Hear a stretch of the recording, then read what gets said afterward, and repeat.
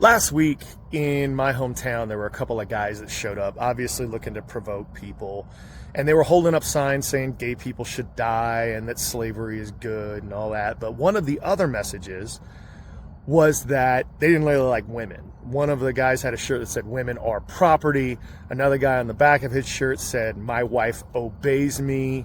And while these guys are extreme and obviously most people don't agree with where they're going to that extreme, the problem is where they're getting their argument from. A lot of folks out there have been pushing this narrative that wives should have to submit to husbands in this interpretation of Old Testament biblical stuff. We can get into that later. But that's really, really dangerous to a lot of women. And I'll give you some examples. Roe versus Wade got overturned a few years ago.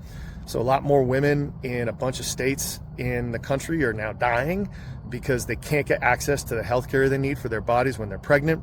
There are 5 states around the country trying to get rid of no-fault divorce, where women have benefited from being able to get out of really shitty relationships over time, less abuse, less suicide, less getting killed by their partners, that sort of thing. And you had the Secretary of Defense a few weeks ago repost this video from a bunch of conservative pastors saying women shouldn't have the right to vote. We should have household voting, or obviously the dude in the household is going to be the one voting because wives have to submit to husbands. Man, this doesn't make us stronger. That old bully in high school that we all thought was an asshole got off by putting someone else down.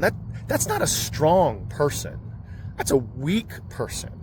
Strength comes from understanding that everyone around you has a say in their own lives. And if we have to define ourselves and how good we are, how important we are as people, by degrading someone else, by putting someone else down, that does not make us an alpha. That doesn't make us strong. Andrew Tate says we need to conquest other people. That'll make us happier. No, it won't. That makes us weaker. So let's really think about that moving forward. Y'all have a great day.